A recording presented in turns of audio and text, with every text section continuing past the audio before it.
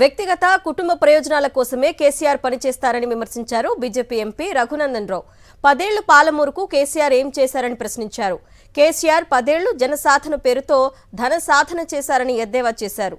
కేసీఆర్ మరోసారి ప్రజలను మభ్యపెడుతున్నారని అంటున్న ఎంపీ రఘునందన్ రావుతో మా ప్రతినిధి Vikram face to face. Telangana తాజా రాజకీయ పరిణామాలపై మనతో మాట్లాడడానికి మెదక్ ఎంపీ రఘునందన్ రావు గారు ఉన్నారు. జల సాధన ఉద్యమం చేస్తామంటున్నారు, దానిపై మీ స్పందన ఏంటి? కేసీఆర్ గారు ముఖ్యమంత్రిగా ఉన్న 10 సంవత్సరాల్లో జల సాధన పేరిట చేసినటువంటి ధన సాధనలో వచ్చినటువంటి డబ్బులు అన్నీ ఎక్కడికక్కడ సెటిల్మెంట్లు అయిపోయినట్టున్నాయి బహుశా. అందుకని కొత్తగా మళ్ళీ ధన సాధన కోసం అని చెప్పి జల సాధన ఉద్యమం పేరిట బయటకు వస్తున్నారు. నిన్న వారు మాట్లాడినటువంటి మాటల్లో పాలమూరు ఎత్తిపోతలు, పాలమూరు జిల్లా వెనుకబడింది, ఆయన ఎవడు దిక్కు లేకపోతే పోయి మహబూబ్ నగర్లో ఎంపీ పోటీ చేస్తే మహబూబ్ నగర్ వాళ్ళు మంచోళ్ళు కాబట్టి మహబూబ్ నగర్ ఎంపీ గెలిపించి పంపిస్తే 5 ఏళ్ళు ఎంపీ ఉంటే మహబూబ్ నగర్కి 5 సార్లు పోలేదు ఆయన, అయిపోయింది. తర్వాత ముఖ్యమంత్రి అయిండు. ముఖ్యమంత్రి అయిన తర్వాత మీరు మహబూబ్ నగర్ జిల్లాకి ఎన్నిసార్లు పోయారు? ఎక్కడ నీళ్ళ ప్రాజెక్టుల దగ్గర చెరువు మీద కట్టకు నీళ్లు రావాలని ఉంటే జూరాల కట్ట మీద చేసుకొని కూర్చున్నావా, భీమా మీద కూర్చున్నావా, నెట్టంపాడు మీద కూర్చున్నావా, కాలువలు తవ్వినావు? పాలమూరుకి 10 ఏళ్లలో నువ్వు ఇచ్చిన నీళ్ళెన్నో చెప్పు. అది చెప్పకుండా జల సాధన చేస్తా, ఆల్రెడీ నేను ఒకసారి ఆర్డీఎస్ కాడ నడిచిన, నువ్వు ఎంత నడుస్తావో ఎంతసేపు కూర్చుంటావో అందరికీ తెలుసు ఆ విషయాలన్నీ. కాబట్టి కొత్తగా ఇప్పుడు జల సాధన పేరిట ముఖ్యమంత్రి గారు, పాత ముఖ్యమంత్రి వచ్చేదో మళ్ళీ ఏదో చేస్తా అని చెప్పి చేయడం అనేది ప్రజల్ని మభ్యపెట్టే కార్యక్రమం. జూబ్లీహిల్స్ ఎన్నికల ఓటమి తర్వాత, గ్రామ పంచాయతీ ఎన్నికల్లో భారతీయ జనతా పార్టీ పుంజుకున్న తీరును చూసిన తర్వాత, కిందున్నటువంటి టీఆర్ఎస్ శ్రేణులన్నీ బీజేపీ వైపు అడుగులేస్తున్నాయని అర్థమైన తర్వాత తప్పనిసరి పరిస్థితులలో పార్టీని బతికించుకోవడానికి సార్ ఫామ్ హౌస్ నుంచి బయటకు వచ్చినట్టు కనబడుతుంది.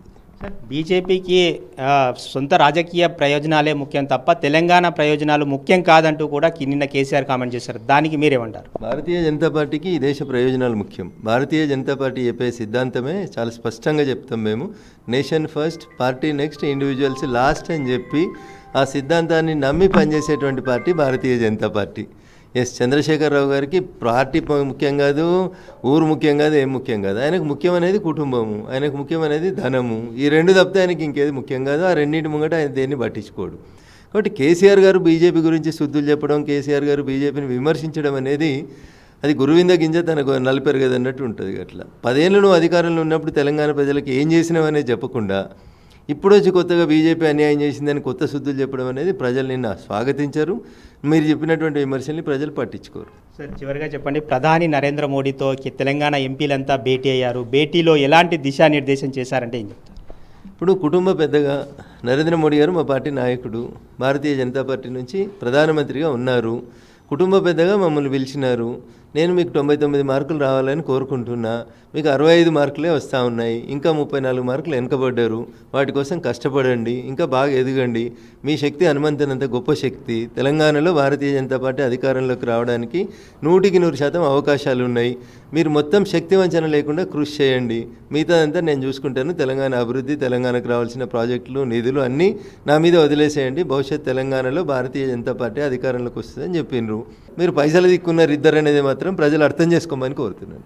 మొత్తం మీరు చూసుకోవచ్చు, తెలంగాణలో పార్టీని బలోపేతం చేయాలని చెప్పి ప్రధాని నరేంద్ర మోడీ దిశానిర్దేశం చేశారని చెప్పి మెదక్ ఎంపీ రఘునందన్ రావు గారు తెలుపుతున్నారు. వీడియో జర్నలిస్ట్ వినోద్తో విక్రమ్, సాక్షి టీవీ, హైదరాబాద్.